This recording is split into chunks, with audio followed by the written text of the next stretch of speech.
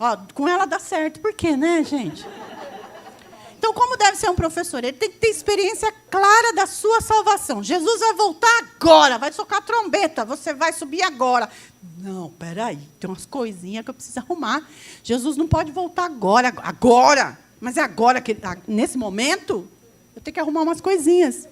Não, a gente tem que ter certeza da nossa salvação. A gente tem que ter certeza e ter experiência e ter certeza clara disso, gente. Como que eu vou falar de salvação com criança se eu não creio na salvação? A Bíblia diz, crianças, que lá no céu, mas a Bíblia diz que lá no céu não haverá choro. A Bíblia diz, e eu creio, não haverá choro. As ruas são de ouro, o sol brilhará continuamente, nós vamos sentar à mesa com Jesus. Que lugar da mesa? Não me interessa, interessa que ele vai estar lá. E eu vou ser servida, e eu vou sentar lá. Isso para mim que é importante. Então, quando eu falar de céu, quando eu falar de salvação, eu tenho que falar com a mesma motivação que eu falo do produto que eu estou vendendo. Que isso, eu estou revoltada com essa situação. Tem que ser aprovado por Deus. Ninguém, hoje em dia não, né? Mas vamos lá. Ninguém, uma universidade federal sim, né? É aprovado sem passar pela prova, gente. Então, é literalmente aquela história. Vou passando pela prova, dando glória a Deus, dando glória a Deus. Porque viver a vida cristã é isso. Você vai ter prova para ser aprovado. Essa aprovação não vem do seu pastor, não vem da Ana, não vem da Filomena, vem de Deus. O Senhor é teu pastor quando o teu celeiro está cheio. O Senhor é teu pastor quando o seu celeiro está vazio. O Senhor é teu pastor quando você tem salário. Quando você não tem salário, Ele continua sendo o seu pastor. Você tem que ser dependente de Deus. Depender de Deus, da oração, do Espírito e da palavra. Quando eu vou dar aula, quando eu vou para um seminário em Jundiaí, quem é que conhece cada um que está sentado? Deus. O que eu vou falar? Palavra. Quem vai me ajudar? O Espírito. Então, eu dependo de Deus, da palavra e do Espírito. O Espírito Santo, ele é nosso amigo, ele revela, ele fala entre nós. Ele age entre nós. Então, em sala de aula, em todo o tempo, eu dependo de Deus, da palavra e do Espírito. E eu tenho que ser separado do pecado. Eu poderia colocar ali, ó, tem que ser santo. Aí as pessoas dizem, mas só Jesus é santo. Não é isso que as pessoas falam? Só Deus. A palavra santo quer dizer separado do pecado. Mentia, não mente mais. Roubava, não rouba mais. Aí eu vou falar com criança, falar palavrão, não fala mais. Desobedecia, agora obedece. Como tem adulto desobediente? Não é verdade? Tem adulto que tem dificuldade de entender que aquilo ali é uma ordem de uma autoridade. Por que tem que passar aqui? Não, porque o pastor falou que agora todo mundo tem que passar aqui. Mas por quê? Está escrito na Bíblia? Porque tem que estar escrito na Bíblia. Agora, a gente faz parte de uma instituição, de uma comunidade. Na sua casa, você toma banho, você larga a sua toalha? Não, pendura. Por quê? Porque existe uma regra de uma comunidade. E é necessário. Tem adulto que eu vou te falar. Lá na igreja eu falo, por isso que eu gosto de trabalhar com criança. Criança, você fala, ela vai falar para outra. Tia, ó, fulano está correndo. Não é assim? Não, o adulto ainda vai, corre e fala assim, deixa de ser besta, fica aí. Aí o outro fala, é mesmo, e corre também. Ainda tem obreiro que fala, tira as crianças daqui. Eu tenho vontade, às vezes, de falar para eles, você que devia sair. Vocês deviam ir lá para o culto das crianças, as crianças faziam os cultos aqui. Porque lá vocês deviam aprender o que eles já aprenderam lá e já estão prontos para estar aqui em cima. Então, separado do pecado, pode isso. Ó, características básicas do professor. Primeiro, ele tem que ser chamado por Deus.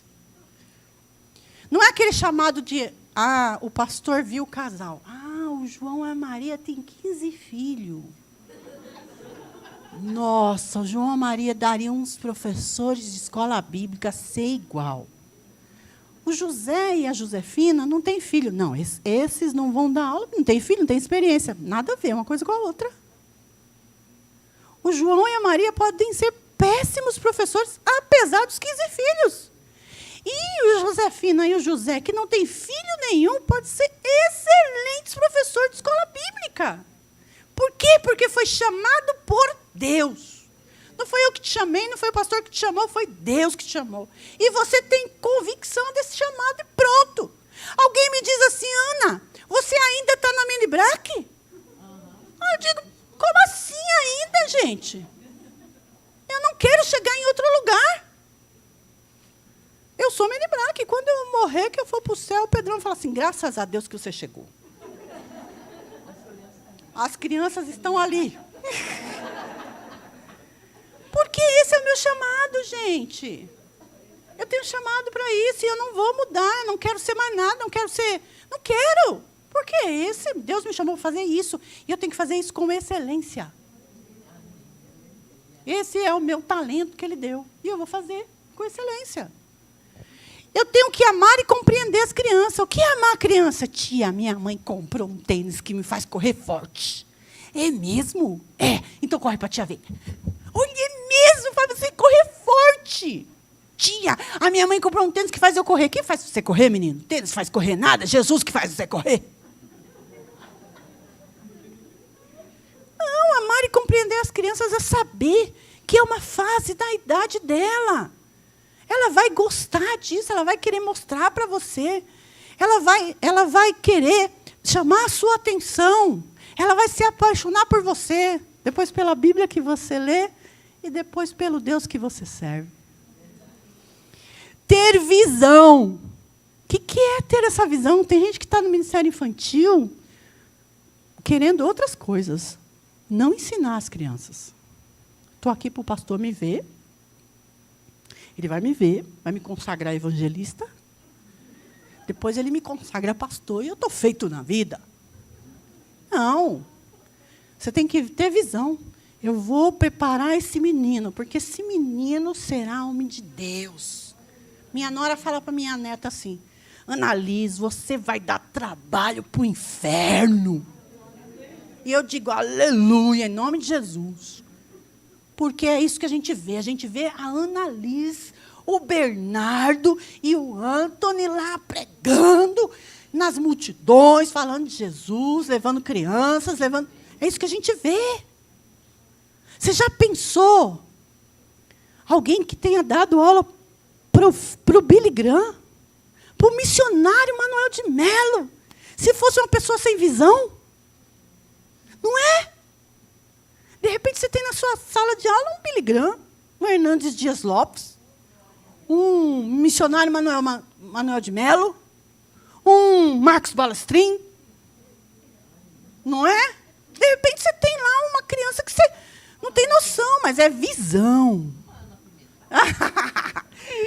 Aí vai dar trabalho para você. Você tem que ter responsabilidade com Deus, com a igreja, com as crianças. Começa 9h a escola bíblica. O professor não tem que estar 9h lá, não, minha filha. Chegou 9h, já está atrasado. Ele tem que chegar cedo, já passar pela sala, deixar a blusinha pendurada, que quando as crianças entrarem, falam assim, nossa, a professora já montou tudo aquilo. A professora chegou cedo. Isso é responsabilidade. Quando meu filho estava fazendo aula de violão, eu disse para ele assim, filho, você não vai estar atrasado para a sua aula de violão? Ele falou assim, não. Eu falei, mas falta 5 minutos para começar. Ih, mãe, o professor vai chegar, vai ligar o instrumento. Então, eu tenho aí uns 15 minutos. Olha só. Agora, quando eu sei que o meu professor já vai estar lá, acontece que nem acontecia com o Heitor lá na igreja. O pai dele estava atrasado. Detalhe, o pai dele é o pastor da igreja. Estava atrasado, ele chorava. Pai, você está me atrasando. A tia já está lá, pai. Aí sabe o que o pastor falava para mim? Meu Deus, o Heitor está no estresse. Por que você me atrasou? Porque ele sabe qual que é o esquema lá. Ter responsabilidade. Responsabilidade com material, gente. Pelo amor de Deus. A igreja investe em você. Compra material, aí você derruba a gordura, deixa arrastar. A gente tem material aqui de 20 anos, né, Filó? Mas aquele ali, eu sei que tem. Só aquele ali deve dar uns 20 anos. O Jonas, que a gente carrega nas malas, está ali, né? O Jonas é mais velho que o próprio Jonas. A responsabilidade com o material. Ele não vai ser usado só uma única vez e só por você. Então, a gente compra a revista de escola bíblica lá na igreja, as crianças. Das crianças, não, porque aí eles desenham e tal. Mas do professor, a gente junta com um de aluno e doa para uma igreja que não tem condições. Depois de usado, está inteirinho, a gente doa. Preparar-se previamente. Quem dá aula amanhã não pode preparar a aula hoje. A gente preparou quanto tempo esse seminário? Não é verdade? Você acha que eu tivesse preparado ontem à noite, Filó preparado? Ai, o que eu vou levar, hein? Ai, o que eu vou levar? Como estaria? A Filó ainda estava montando isso aqui ainda. A aula é preparada previamente. Eu sempre costumo dizer, terminou uma aula, você começa a preparar outra. Então, nada de... no sábado à noite, eu tomo um banho, depois que eu fui na pizzaria com os amigos, curti, ri. 11 horas da noite, chego em casa, tomo um banho, boto o pijama, entro debaixo da minha coberta, pego a revistinha para estudar para a aula amanhã de manhã. Quanto tempo que eu vou ficar estudando? Se for a Ana, amigo, não fica 5 minutos. Isso é irresponsabilidade. Isso não é servo bom e fiel, é irresponsável. Ter vida com Cristo. A sua vida é cristocêntrico. Tudo é Ele. Tudo é para Ele. Tudo é por Ele. Dar bom exemplo. Exemplo na sua maneira de falar, no seu testemunho, na sua obediência, na sua submissão. Uma amiga minha, tesoureira da igreja, a hora dos dízimos e a oferta, ela não dava o dízimo dela junto, porque ela recolhia ali na salva, ia lá para a sala, tirava o dízimo dela e colocava. Um dia, ela falando sobre dízimo, porque a gente tem que dar dízimo, tem que dar oferta para as crianças, aí um menininho levantou a mão e falou, tia, mas eu nunca vi você ofertando nem dando dízimo. Ela disse, não, mas eu dou, mas eu nunca vi. Ela disse, é que eu sou tesoureira, mas eu nunca vi. Aí, o que aconteceu? Passou a dizimar ali, porque ela tem que ser bom exemplo. Então, tem que dar bom exemplo. E está pronto para ouvir. Gente, como está difícil ser ouvinte hoje, né? Tem hora que a gente ouve umas baboseiras. Mas eu vou te falar uma coisa, é melhor ouvir do que ser surdo. E, às vezes, vão vir críticas. Ouça-as. Vai para casa analisando, mesmo que seja chutando lata. Mas vai para casa analisando, se não tem um pouquinho de razão aquilo que você ouviu. E não desanimar, nunca. Estou dando aula e o Lucas está aqui, pendurando no lustre, está virando a casaca aqui. Parece que o Lucas não está ouvindo nada. Mas não é verdade. Meu filho, ele vai vir mais tarde, ele vai ministrar para vocês. Ele deu aula para um menino que, quando chegou na adolescência, parecia que as pessoas criticavam o meu filho na igreja, porque ele ia atrás desse menino. Hoje, esse menino é ministro de louvor, casado, um homem de Deus na igreja, porque ele viu naquele menino um potencial que ninguém mais viu.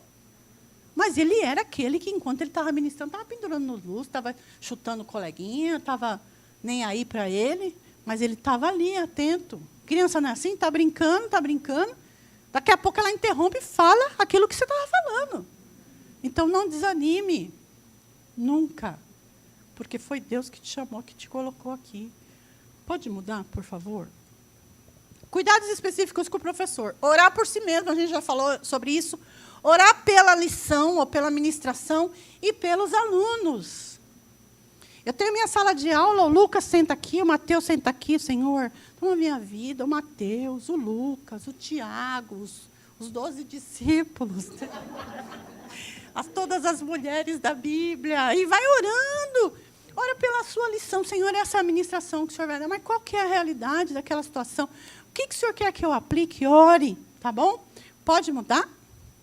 Cuidado com a aparência pessoal.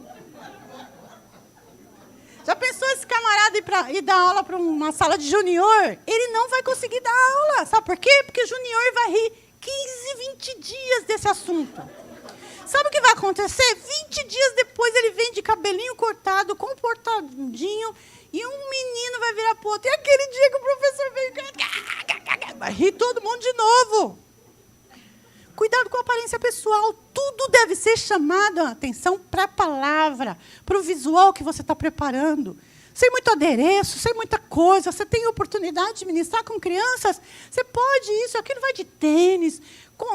Tenha cuidado com as roupas que você vai usar enquanto mulheres, homens também, que as meninas hoje estão danadinhas, né? Então, cuidado com a aparência pessoal. Criança, adulto, hoje não, a gente usa máscara, ninguém sente mau hálito, né, gente? É uma maravilha. Louvado seja Deus por máscara, né? Mas criança, você chega, oi, meu, nossa, tia, que bafo. Não é assim? Ou então eles falam assim, ai, tia, não fala cuspindo. Não é assim que eles falam?